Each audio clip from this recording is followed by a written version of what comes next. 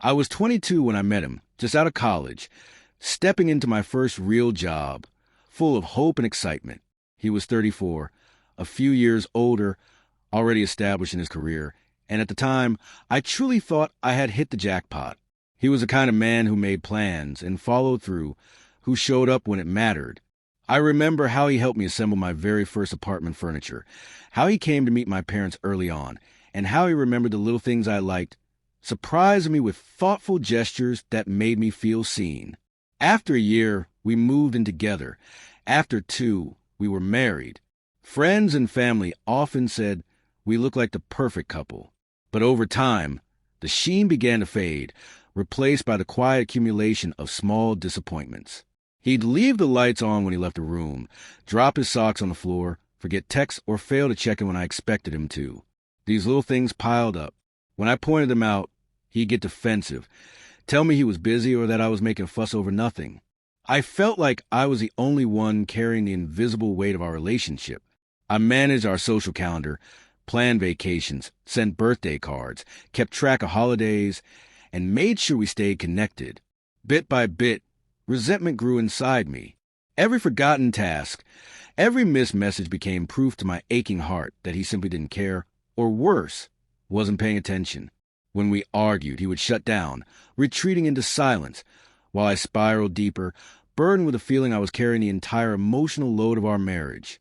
I told myself I was the one giving, that he was just coasting, but I kept these thoughts to myself.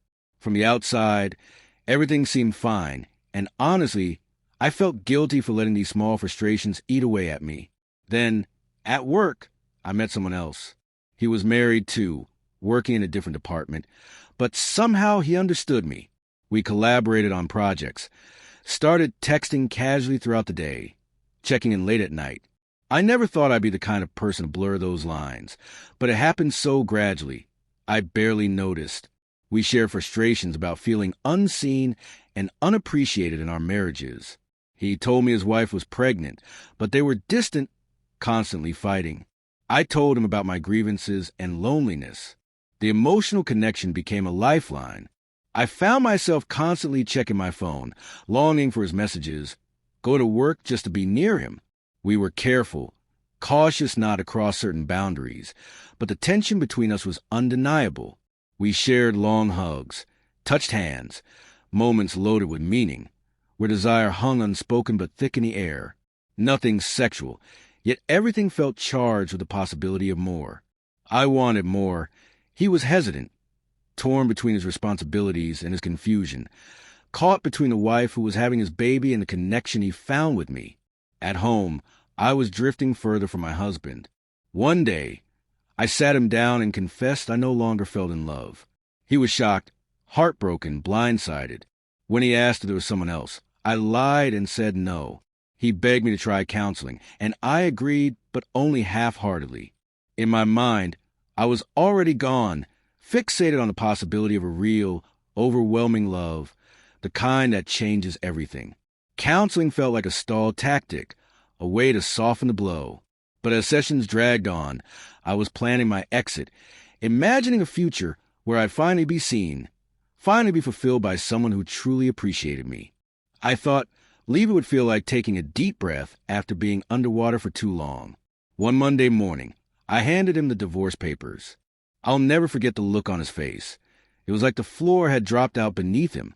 He asked if there was anything he could do, if this was really what I wanted. I said yes, without hesitation. At the time, I thought I was being brave, finally choosing myself. For the first couple of weeks after, I felt euphoric. I saw the other man more openly. We went out, stayed late after work, shared drinks. I felt alive for the first time in years, as if I had shed the weight of frustration and disappointment. But the high didn't last. His wife had the baby, and suddenly he was less available. He'd cancel plans, respond slowly to messages, say he needed to be home more.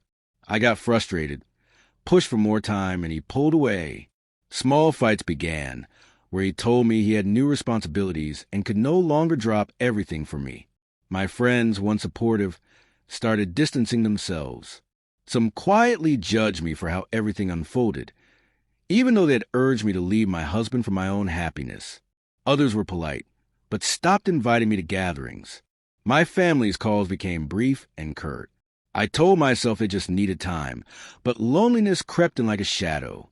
Yesterday was our last mediation session. I had hoped to say something, to maybe share a laugh about how surreal divorce feels.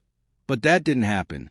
He came in with his lawyer, eyes glued to the paperwork, not meeting my gaze.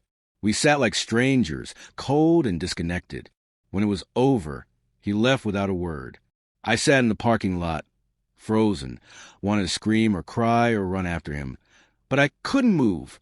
In that moment, I realized how much time I'd spent convincing myself he was a problem, that he was holding me back, without stopping to see what I was losing. I thought I was running toward something better, but instead, I ended up alone. The divorce was finalized last week. We met in court to sign the last papers. I tried to talk to him, tears welling up as I admitted I had been wrong, that I wanted to work things through, that he was the best thing that ever happened to me. He looked at me with blank eyes, shrugged, and walked away. I stood there, silently crying, feeling pathetic and stuck. Later, I texted the affair partner, knowing I shouldn't, telling him I felt lonely and needed him. 2 blue check marks appeared, but no reply for hours. He finally called, voice low so as not to wake the baby, saying he was glad my stress was over but couldn't talk long. I asked directly if he planned to leave his wife. Silence and a soft, "I love my child. I don't know what separation would do to my career or custody." He told me maybe I should use this time to find myself. I hung up. He hasn't called back. I muted our chat. I stopped pushing because I got tired of the one-sidedness.